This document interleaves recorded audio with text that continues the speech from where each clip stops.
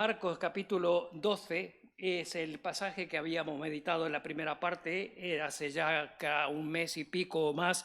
No sé si vosotros recordáis cuál era el primer mandamiento, pero de todas maneras vamos a hacer un brevísimo repaso acerca de lo que fue el primero. Ahora, tal vez cabe la pregunta, ¿por qué primero y segundo mandamientos? ¿No tenemos acaso en Éxodo capítulo 20 10 mandamientos? Y siempre se habla, sabemos, repetimos y una vez y otra vez, lo sabemos incluso de memoria y decimos los 10 mandamientos. ¿Por qué dos?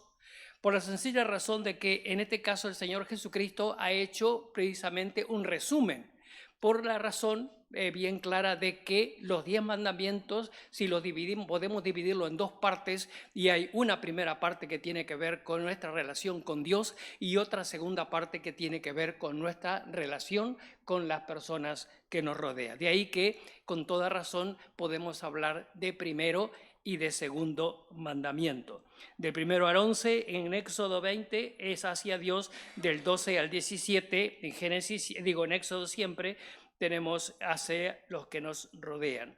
Ahora, de todas maneras, en los días del Señor Jesucristo, en los días en que le tocó desarrollar su ministerio aquí en la tierra, no había solamente los 10 mandamientos, sino que había una cantidad enorme de ordenanzas, mandamientos, tradiciones y una cantidad de cosas, de tal manera que, ya lo habíamos dicho, esta es otra oportunidad, la gente se sentía abrumada. Los que querían realmente honrar, obedecer, servir y vivir la vida que el Señor esperaba de cada uno de ellos, se sentían abrumados diciendo, bueno, ¿y ahora qué? ¿Cómo hago para guardar tanta cantidad de mandamientos? ¿Cómo hago para guardar? Porque Santiago dice con toda razón, si guardamos toda, absolutamente toda la ley, toda, y ofendemos en un solo punto, nos hacemos culpables de todo.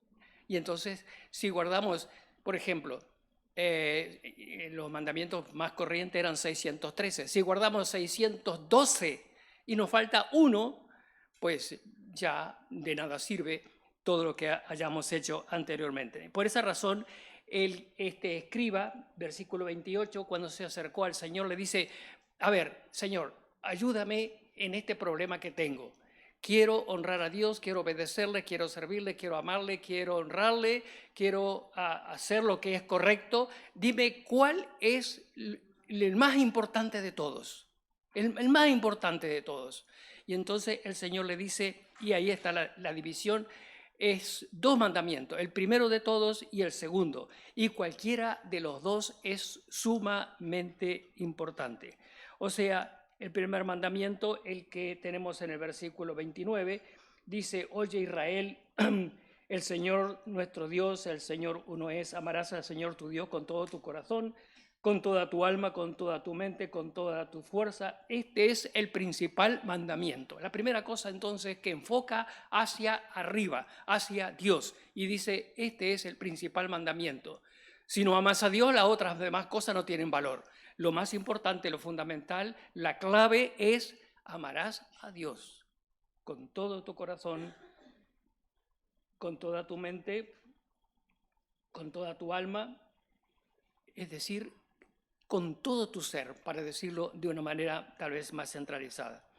Entonces, decíamos cuando hablamos de este primer mandamiento es, ¿amamos realmente a Dios? Y amar no es cantar, y por supuesto que está bien que cantemos alabanza al Señor, por supuesto, pero no es solamente cantar, no es solamente venir a la iglesia, y está bien que vengamos, no es tener una actitud piadosa, pero sobre todas las cosas es realmente hacer lo que Dios ha dicho en forma bien clara en su palabra. Si me amáis, guardad mis mandamientos. En otras palabras, ¿cómo demostramos nosotros que amamos a Dios? Cuando estamos dispuestos a obedecer la palabra de Dios. Cuando la obedecemos, cuando hacemos aquello que es realmente importante. Ahora, en el versículo siguiente, el Señor dice que el segundo es tan importante como el primero. Es fundamental, cualquiera de los dos, pero de todas maneras lo dice en segundo lugar. El segundo mandamiento es semejante: amarás a tu prójimo como a ti mismo. No hay otro mandamiento mayor que estos dos que él ha dicho en forma bien clara. Ahora, caben tres preguntas. Primera, ¿quién es mi prójimo? Segunda, ¿cómo debo amar a mi prójimo? Y tercera, segunda es ¿por qué debo amar a mi prójimo? Y tercera, ¿cómo debo amar a mi prójimo? Ahora, ¿quién es mi prójimo? Conocemos bien la parábola en Lucas, cuando habla acerca de la parábola que conocemos como el buen samaritano, el hombre que bajaba rumbo de Jerusalén a Jericó, un camino bastante abrupto. Aquellos que habéis estado en Israel sabéis cómo es el camino, realmente es tremendo. Cuando se va acercando más abajo, ya alejándose y más cercano a la zona de Jericó, está lleno de cuevas, escondites, lugares muy solitarios, tremendamente solitarios, aún en este tiempo, aún en este tiempo son bastante solitarios, y un lugar muy apropiado para que los ladrones pudieran esconderse ahí y asaltar a todos los que iban por el camino. Lo interesante es que el camino de ahora actual, en este tiempo, en 2019, es exactamente el mismo camino que había en los días del Señor, un camino lleno de curvas y un camino que va descendiendo, porque va hacia el Mar Muerto, que es el lugar más bajo de la tierra, y en esa zona está precisamente Jericó. Entonces iba este hombre bajando y de pronto es asaltado por los ladrones y quedó malherido ahí en el camino. Pasó un levita, pasó un sacerdote, todos de largo, y finalmente pasó un samaritano, un despreciado, un rechazado, una persona que no era querida por ningún judío por causa del trasfondo que había con los samaritanos, y fue aquella persona que se apió de su cabalgadura, que curó en primeros auxilios las heridas de aquel que estaba tendido en el camino, le llevó a una posada que todavía existe, si queréis podéis verla cuando vayas allí, la posada del Buen Samaritano, todavía están ahí las ruinas, y pagó lo que correspondía y le dejó allí al cuidado del mesonero. ¿Quién fue el prójimo del caído? Está bien evidente lo que es lo que nos enseña la palabra de Dios. Ahora, cuando miramos la palabra prójimo, prójimo, a veces suena un poquito raro en el sentido de cómo lo definimos. Se ha dicho con toda razón que podemos usar un sinónimo y es próximo, próximo. Entonces más o menos nos aclaramos un poquito mejor en cuanto a lo que es. Pero si vamos a definirlo y vamos a ponerlo en forma más práctica, yo tengo una lista aquí, pero podéis añadir lo que queráis. Prójimo es, próximo o prójimo es mi amigo, es mi compañero de trabajo, es mi compañero de estudio, es el conductor del bus, es el que se sienta a mi lado en el bus, es el que me compra, es el que me vende, es el cliente que nos cuesta tratar con él, ¿verdad que sí? Es el que tal vez me molesta en la forma como actúa. Es el que no nos gusta cómo conduce, ¿verdad? Vamos conduciendo ahí y no nos gusta cómo conduce el otro. Ese es mi prójimo también. Es a quien sirvo, no importa el color de la piel, no importa el acento con que habla, porque viene de otro sitio, pero también es mi prójimo. Es el que barre las calles, el desamparado, el enfermo, el que pide limosna. Podemos hacer una lista interminable, ¿verdad que sí? Tal vez yo me he quedado con algunos cuantos en el tintero, podéis añadir los que queráis, pero para decirlo de una manera más general, prójimo o próximo es mi hermano en Cristo que está sentado a mi lado. ¿Podemos decirlo? No, no lo digáis ahora, porque si no luego os veréis comprometidos con lo que vamos a ver luego en la palabra. Pero prójimo es también mi hermano que está sentado a mi lado. O dicho de otra manera, con una definición un poco más amplia, prójimo es todo aquel que no soy yo. Ahí lo tenemos más claro. Prójimo es todo aquel que no soy yo. Entonces ahí englobamos a todo. Entonces eso nos compromete de una manera tremenda. Ahora, dice en el caso del buen samaritano, ¿cuál de estos tres piensa que demostró ser el prójimo del que cayó en manos de ladrones? O dicho de otra manera, ¿para quién debo ser prójimo? ¿Para quién debo ser prójimo? Y entonces la respuesta la tenemos en 2 Timoteo 3, versículo 1 al 5. 2 Timoteo 3 del 1 al 5, Si no lo encontráis rápidamente, no os preocupéis, yo lo encontraré y entonces podemos leerlo juntos. Primero, 2 Timoteo 3:15, dice, perdón, 3 del 1 al 5.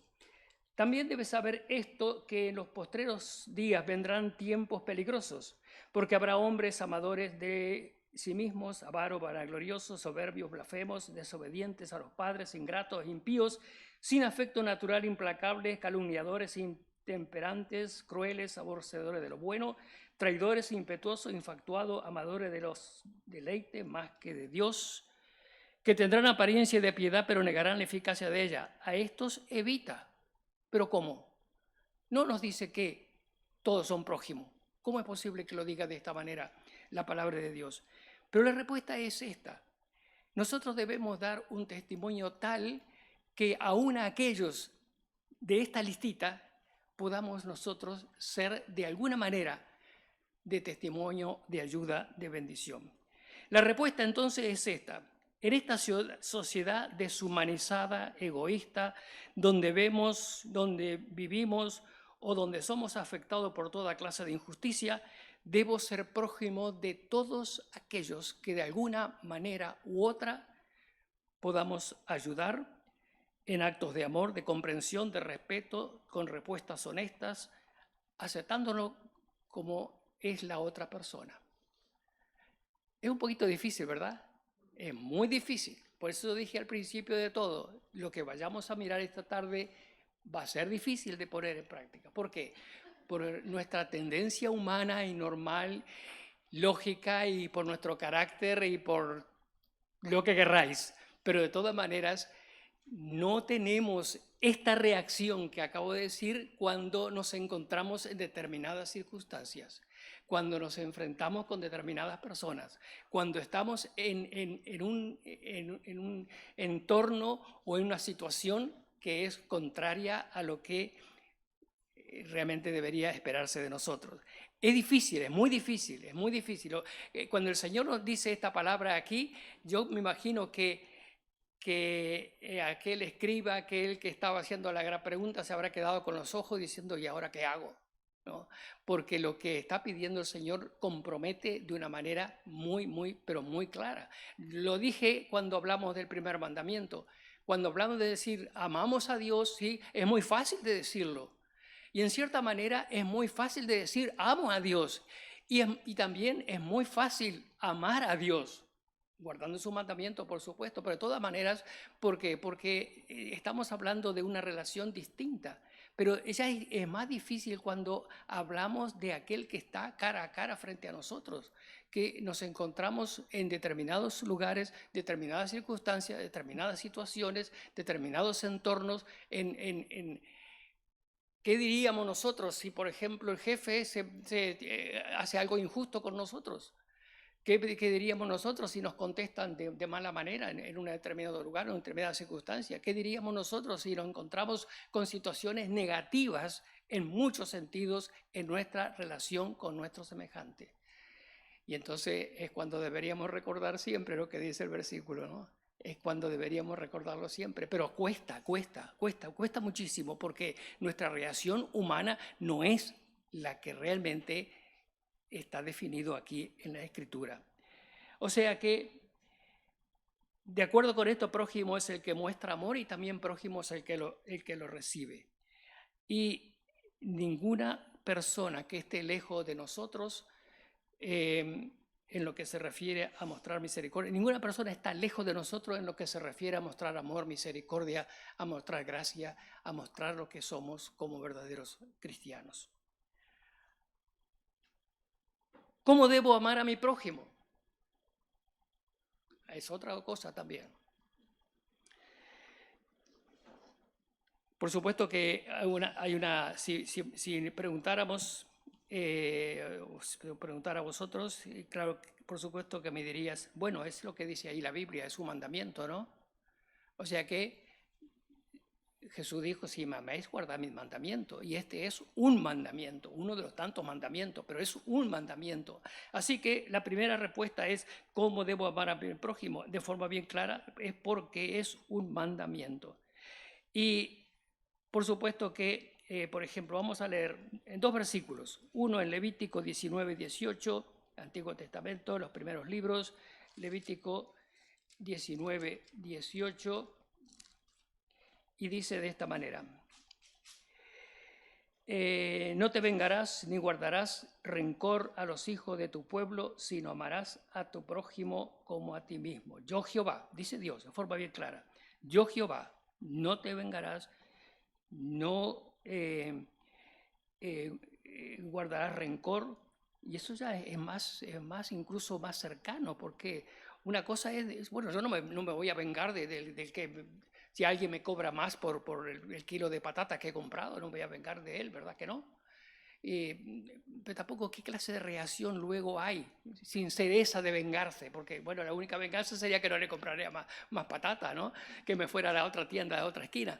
Pero de todas maneras, ¿qué es la reacción? O sea, el Señor va un poquito más, hila más fino, y entonces dice, no es solamente la venganza, sino no guardar ninguna actitud negativa, ¿no? No guardar rencor, no guardar ninguna sombra de amargura en nuestro corazón hacia aquella persona que de una forma u otra no están actuando contra nosotros como debería. Porque luego añade, amarás a tu prójimo y yo lo he dicho.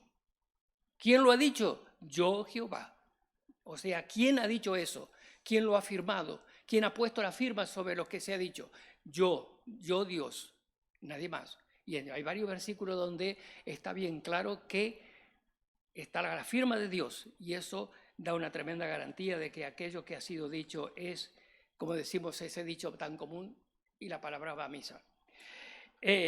Luego el versículo siguiente que quiero leer es en Gálatas capítulo 5 y versículo 14, que va un poco acompañando lo que decíamos de este primer versículo. 5:14 dice de esta manera: porque toda la ley en esta sola palabra se cumple. Toda la ley en esta sola palabra se cumple. ¿Cuál? Amarás a tu prójimo como a ti mismo. En otras palabras, ¿cómo debo amar a mi prójimo? Bueno, toda la ley. Y aquel que se acercó a preguntar a Jesús lo debía tener claro. Toda la ley se cumple en esta palabra: amarás a tu prójimo como a ti mismo. Y amando al prójimo se cumple toda la ley. Pero hay algo más en cuanto a esto, y es que en forma bien clara, sobre todo en 1 Juan capítulo 3 y versículo 23, 1 Juan capítulo 3 y versículo 23, ya nos toca más de cerca y nos dice algo que ya es más, por así decirlo, más personal. Y este es su mandamiento: que creamos en el nombre de su Hijo Jesucristo y que nos amemos unos a otros como nos lo ha mandado. Que nos amemos unos a otros como nos lo ha mandado. ¿Quién lo ha mandado? Dios. Y nos ha mandado, y es un mandamiento, nos ha mandado que nos amemos unos a los otros. Y capítulo 4 y versículos 20 y 21 dice: si alguno dice yo amo a Dios y aborrece a su hermano, es mentiroso. Uy, eso es fuerte, ¿verdad? Eso es muy fuerte, porque está en forma bien clara. Si alguno dice que ama a Dios y pone cara de piadoso, de ángel, y cierra los ojos y dice que ama mucho a Dios, pero no ama a su hermano, entonces es un mentiroso. Bien claro. Pues el que no ama a su hermano a quien ha visto, ¿cómo puede amar a Dios a quien no ha visto? ¿Verdad? Y nosotros tenemos este mandamiento de Él. Tenemos este mandamiento de Él. El que ame a Dios, ame también a su hermano. Porque como dijimos al principio, si el prójimo es todo el que no soy yo, entonces mi hermano que está sentado conmigo aquí, ahora, y el que se sienta cada domingo, y el que está cerca de él, es mi prójimo a quien debo amar de esa manera.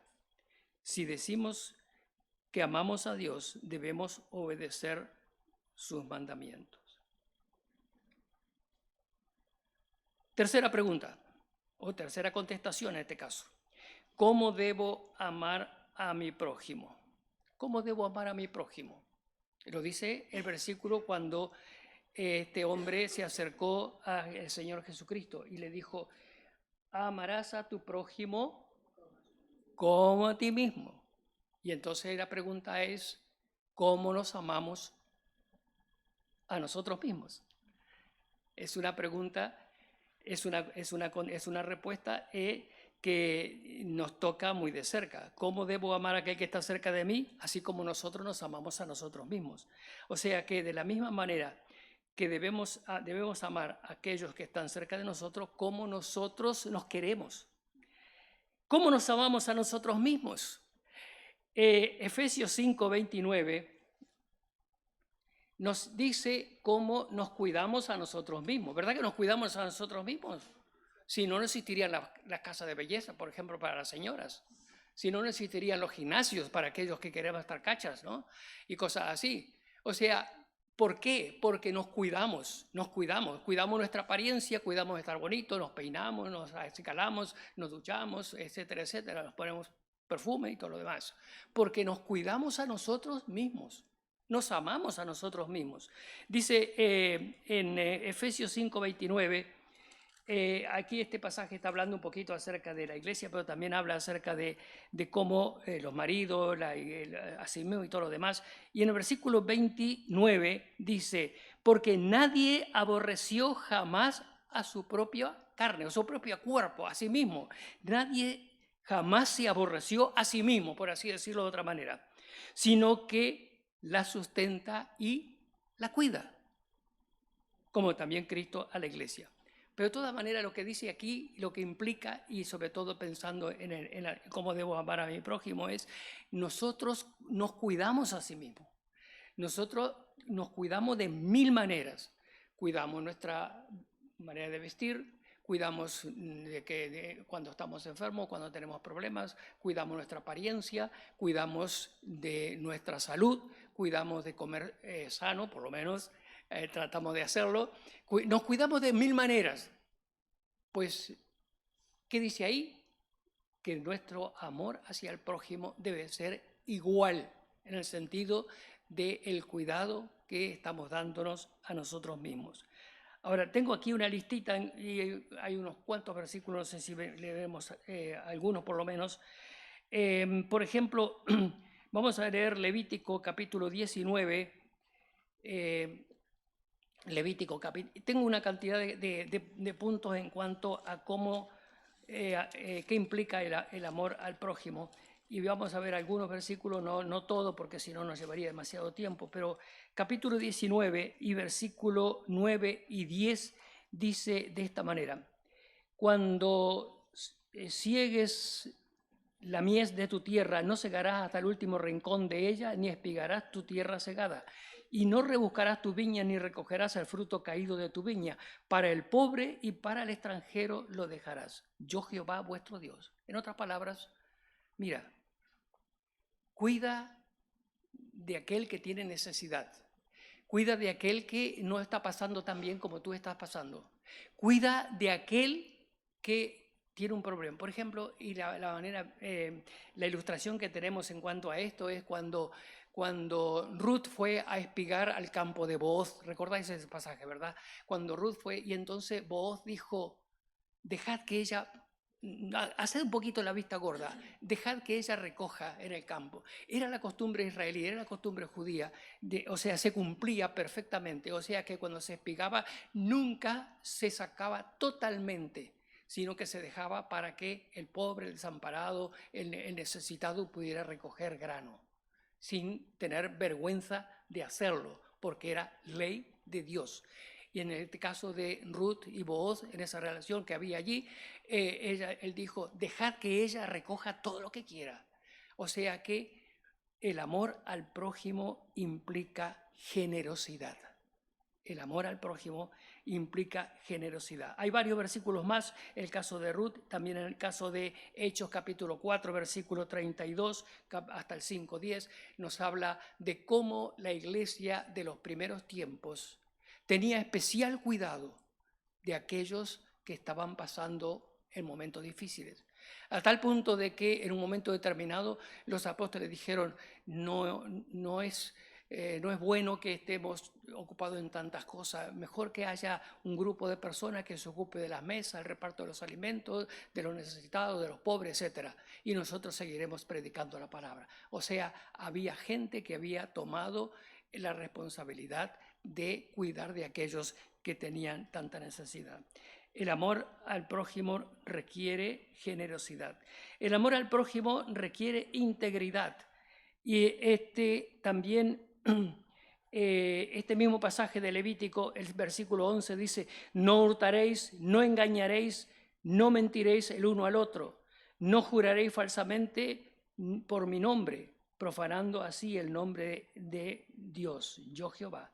No oprimirás a tu prójimo ni le robarás. En otras palabras, lo que requiere aquí es ser íntegro en nuestra relación con nuestros semejantes. Requiere integridad. Generosidad primero, integridad. Eso es una cosa que falta ahora en este tiempo que vivimos. Para encontrar una persona íntegra tenemos que, está como la famosa ilustración del profeta, digo, el filósofo que iba caminando por la calle con un sol radiante en pleno día, con un farol, una farola en su mano encendida. Y le preguntaron: ¿pero qué haces? ¿Por qué vas de esa manera? Y dice: busco un hombre íntegro. Busco un hombre. Y es lo que falta. Es lo que falta. Estamos en tinieblas espirituales y lo que falta es integridad. Falta en nuestra relación con nuestros semejantes que seamos íntegros. Así que vamos poniendo eso en nuestra vida y, aunque sea difícil de poner en práctica, eso lo he dicho más de una vez, de todas maneras tengamos en cuenta estos aspectos. Generosidad, integridad. También en Levítico, Levítico tiene mucha aspectos para poner en práctica. Versículo 15 dice: no harás injusticia en tu juicio, ni favoreciendo al pobre, ni complaciendo al grande, con justicia juzgarás a tu prójimo. Otra cosa que falta tanto en este tiempo que vivimos, ¿verdad? ¿Dónde encontramos nosotros que haya equidad en los juicios? Más bien son totalmente contrarios a esta declaración que dice aquí la palabra de Dios. O sea, el amor al prójimo requiere equidad, requiere que la persona sea justa en su juicio. Leeré un versículo más. Bueno, es un pasaje bastante largo, pero solamente no volváis al pasaje. Voy a leer para no llevarnos demasiado tiempo. Pero en Santiago capítulo 2 y versículo 1 dice: hermanos míos, que vuestra fe en nuestro glorioso Señor Jesucristo sea sin acepción de personas. Equidad. O sea, sin acepción de personas. Y todo el pasaje nos habla acerca de cómo debe ser el comportamiento en este caso, de los unos con los otros. Si entra alguien con vestido bonito, anillos, etcétera, etcétera, que le dice: no le dejéis el primer banco, ponerlo en el último. No, porque eso, si lo ponemos en el primero, estaremos haciendo diferencia, no seremos equitativos con nuestro comportamiento. Así que si entra, por ejemplo, no lo voy a decir mejor, vamos a decir, si entra el rey, lo sentamos en el último, no lo sentamos en el primero. Bueno, a lo mejor lo sentaríamos en el primero, pero de todas maneras lo que quiero decir es esto, que debemos ser equitativos en lo que hacemos, o sea, correctos sin hacer diferencia de persona porque se nombre tal o cual, porque sea el tal o cual. Nuestro amor hacia nuestro prójimo debe ser equitativo. El amor a mi prójimo requiere pureza. Versículo 19 también en Levítico dice: mis estatutos guardarás, no harás ayuntar tu ganado con animales de otra especie. Tu campo no sembrarás con mezcla de semilla y no te pondrás vestidos con mezcla de hilo, y etcétera, etcétera. O sea que lo que está diciendo este aspecto aquí, lo que está diciendo Dios es separación, pureza. Eso es precisamente lo que implica este versículo. Una de las cosas que Dios dejó bien claro desde el principio era que su pueblo debería ser estaba llamado a ser un pueblo santo. Lo dijo más de una vez. Lamentablemente, y nosotros conocemos bien la historia, lamentablemente eso no se cumplió en la experiencia del pueblo, no se cumplió, pero tuvieron las consecuencias, por supuesto. Pero Dios lo dejó bien claro y lo dijo en palabras directas y también en indirectas, como en este caso que nos está diciendo no pondráis mezcla de semillas, etcétera, etcétera. Lo que está diciendo es separación, y separación es santidad. Eso es precisamente lo que implica una cosa y otra. Pero de todas maneras lo que estamos diciendo es, en nuestra relación con nuestro prójimo debe haber pureza, debe haber un comportamiento precisamente correcto. Lamentablemente la sociedad en la cual vivimos vemos totalmente lo contrario y la manera como se actúa unos con los otros deja mucho que desear y nos llevamos cada sorpresa, cada día, pero sin embargo eso es lo que Dios dice en forma bien clara. El amor al prójimo debe marcar una diferencia. Mateo capítulo 5 y versículo 38, 5:38, es el final prácticamente del Sermón del Monte, casi al final.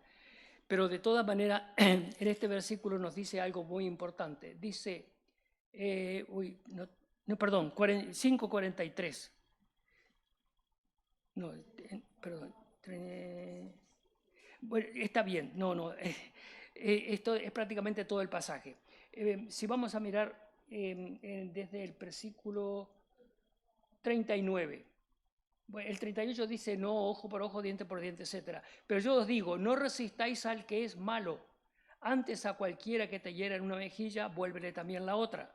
Al que te quiera poner pleito y quedarse con tu túnica, déjale también la otra. El que te obligue a llevar la carga por 1 milla, ve con él 2.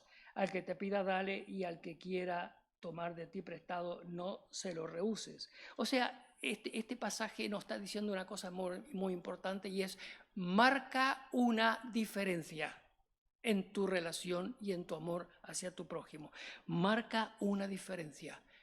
Que se note que eres distinto. Que sobre todo en la relación con aquellos que no conocen al Señor, que la gente pueda darse cuenta y decir, uy, esta persona realmente tiene algo distinto, esta persona tiene algo que yo no tengo, o que yo desconozco, o que me sorprende, o una actitud, una reacción, o una manera de comportarse que es distinta de lo normal en este mundo en el que vivimos.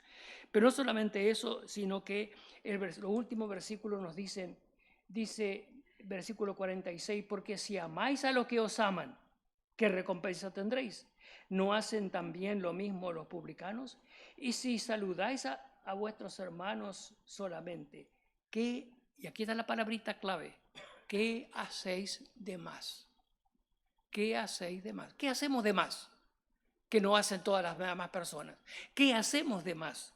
O sea, el amor al prójimo requiere sacrificio. El amor al prójimo también requiere respeto, sobre todo los que estamos y con los que nos encontramos en distintas situaciones en un mundo en el cual no se respeta el derecho de la otra persona. Debemos recordar siempre que mi derecho termina donde comienza el derecho de la otra persona. El amor al prójimo implica dejar a un lado las apariencias, ser responsable y serio con la fe que debemos tener.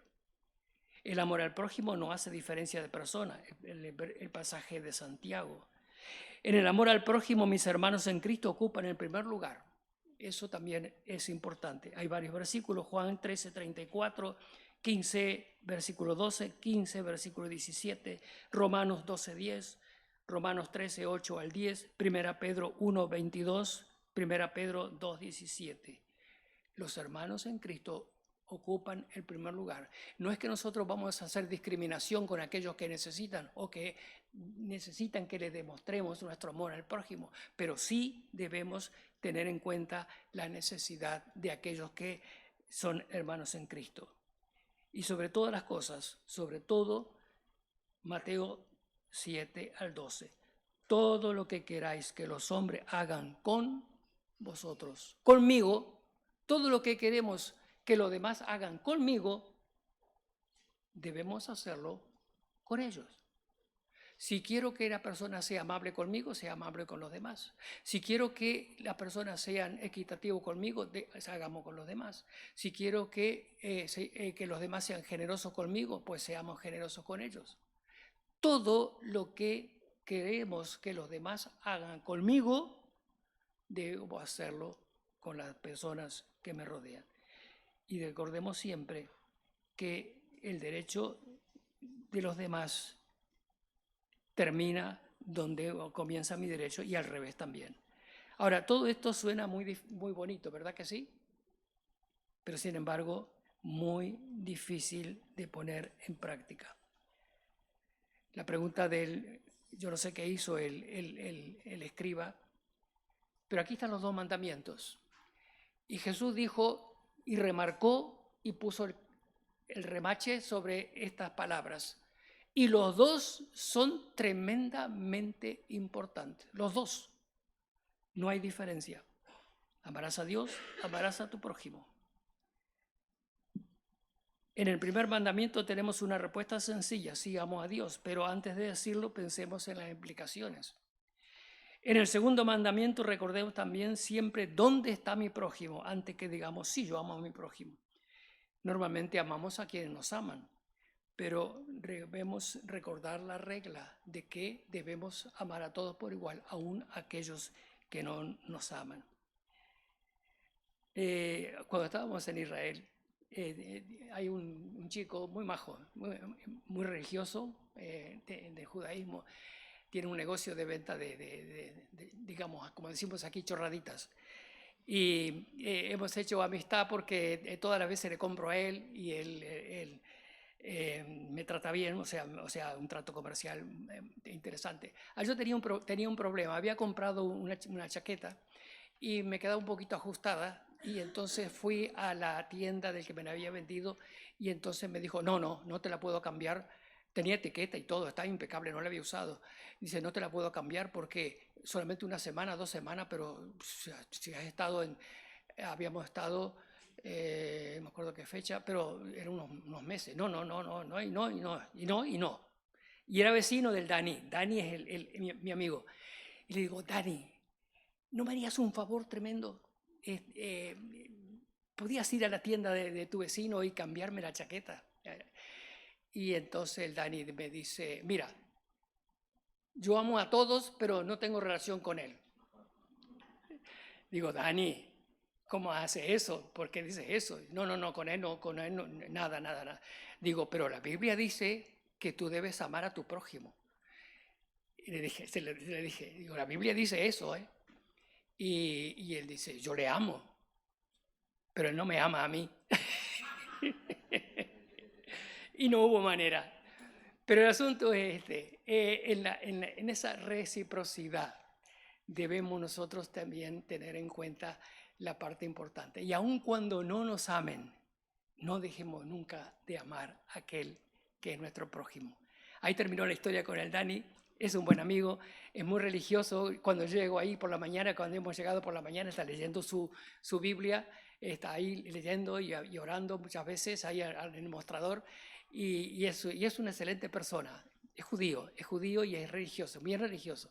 Pero de todas maneras es una persona que realmente es muy equitativo y todo lo demás. Pero el asunto es que lo que me sorprendió es la forma como me contestó. Yo le amo, pero él no me ama. Y esa es la clave. No importa que no nos ame, igual debemos amar. Ama a tu prójimo como a ti mismo. Amén.